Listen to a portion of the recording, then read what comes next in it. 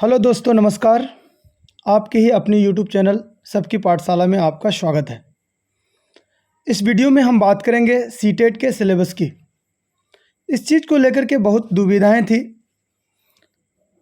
कि एग्ज़ाम के पैटर्न में क्या चेंज हुआ है, एग्ज़ाम के जो पैटर्न है उसमें क्या तब्दीलियां हुई है, उसी को लेकर के हम लोग आज बात करेंगे। अगर बात करें एग्ज़ाम की पैटर्न की, तो एग्ज़ाम के पैटर्न में किसी भी प्रकार की तब्दीली नहीं हुई है।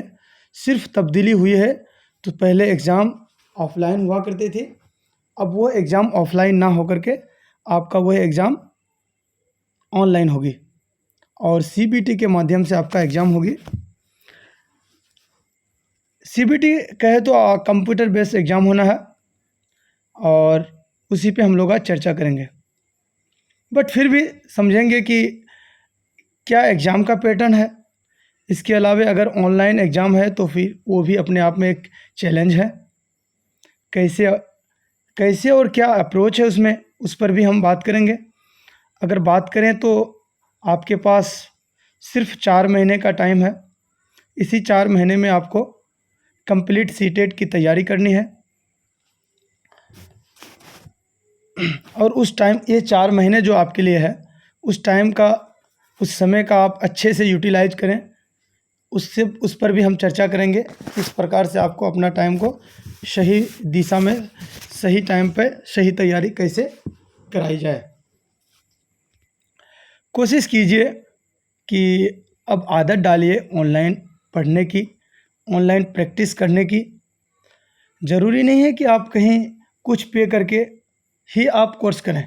कोई ज़रूरी नहीं है कि आप खर्च करेंगे तभी आप पढ़ सकते हैं। आप अपने घर में बैठे, आप अपने एमबी को खर्च करके, अपने डेटा को खर्च करके, आप अपने टाइम को खर्च करके अच्छा से अच्छा तैयारी घर में ही रह करके कर सकते हैं।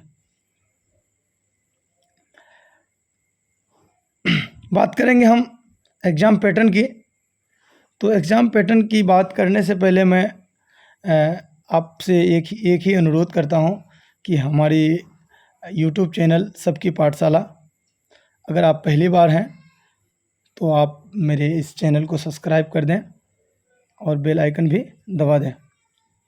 बस इतना ही कहूँगा।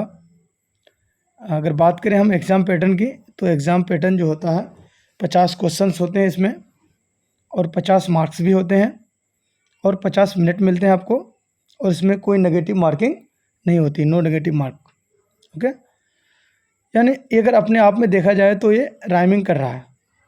जैसे 50 क्वेश्चंस, 50 मार्क्स, 50 मिनट्स, है ना। तो ये एक अपने आप में राइमिंग करता है। अगर हम 50 मार्क्स से क्वालिफिकेशन की बात करें, क्वालिफाइड की बात करें, तो अगर आप जनरल कैटेगरी से आते हैं तो 90 नंबर में आप क्वालिफाइड कर जाते हैं। अगर 90 मार्क्स लेकर के आते हैं और आप जनरल कैटेगरी से बिलोंग करते हैं तो आप 90 नंबर लाते हैं तो आप शिक्षक बनने के काबिल हो जाते हैं और आप ये सीटेट के एग्ज़ाम क्वालिफाइड हो जाते हैं। वहीं पे अगर आप ओबीसी, एससी, एसटी इत्यादि कोई भी आरक्षित कास्ट से हैं और आरक्षित कोटि से अगर आप हैं तो आपको वहाँ पे पास करने के लिए, क्वालिफाइड होने के लिए आपको 82.5 नंबर की आवश्यकता होती है। अगर आप 82.5 नंबर लेकर के आ जाते हैं, 150 में से 82.5 नंबर अगर आप लेकर के आ जाते हैं तो आप एग्ज़ाम क्रैक कर जाते हैं, आप टीचर बनने के काबिल हो जाते हैं। अब बात करेंगे हम सीटेट पेपर की। तो सीटेट का जो एग्ज़ाम होती है, इसमें 2 पेपर का एग्ज़ाम होता है। एक पेपर 1 होता है, दूसरा पेपर 2 होता है। तो सबसे पहले हम पेपर 1 की बात करेंगे। पेपर 1 में हम आपको 5 सब्जेक्ट पढ़ना पड़ता है, 5 सब्जेक्ट की तैयारी करनी होती है। जैसे पहला सब्जेक्ट है सीडीपी, जिसको हम बाल विकास एवं शिक्षण शास्त्र के रूप में जानते हैं, जिसमें 30 क्वेश्चंस होते हैं और 30 मार्क्स भी होते हैं। और 30 क्वेश्चन जो इसमें होते हैं वो 30 के 30 पेडागोजिकल ही क्वेश्चन आपको मिलते हैं। वहीं पे अगर हम बात करें ईवीएस की, तो ईवीएस भी 30 क्वेश्चंस होते हैं इसमें और इसमें भी 30 मार्क्स होते हैं। लेकिन इस 30 क्वेश्चंस में आपका 15 क्वेश्चन जो होते हैं वो पेडागोजी से होते हैं और 15 क्वेश्चंस आपका कंटेंट से होते हैं।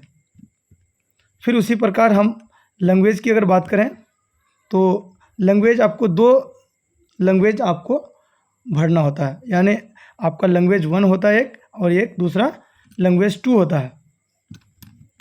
लैंग्वेज 1 में भी आपका 15 मार्क्स का जो है पेडागोजिकल क्वेश्चन रहते हैं और 15 मार्क्स का कंटेंट रहते हैं, जिसमें आपको पैसेज पढ़ना होता है। और लैंग्वेज 2 भी सेम उसी तरह होते हैं, जिसमें 15 मार्क्स का पेडागोजी क्वेश्चंस होते हैं और 15 मार्क्स का कंटेंट आते हैं, जिसमें आपको पैसेज पढ़ के उसका जवाब देना पड़ता है। फिर आपका 5वां सब्जेक्ट की अगर बात करें तो वहीं पे आ जाता है गणित, मैथमेटिक्स।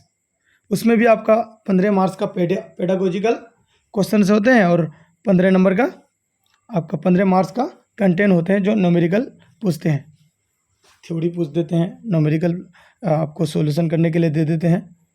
और अब सवाल है यहाँ, पेडागोजी क्वेश्चन क्या होता है, पेडागोजी क्या होता है? तो पेडागोजी जैसे बच्चे कैसे लर्न करते हैं, कैसे सीखते हैं, बच्चे को सीखने की तरीका क्या है। बच्चे अगर नहीं सीखते हैं, कोई बच्चे नहीं सीख पाते हैं, तो नहीं सीखने की क्यों नहीं सीखते हैं, इस तरह की जब हम प्रॉब्लम को सॉल्व करते हैं तो वही उसी को बोलते हैं पेडागोजी।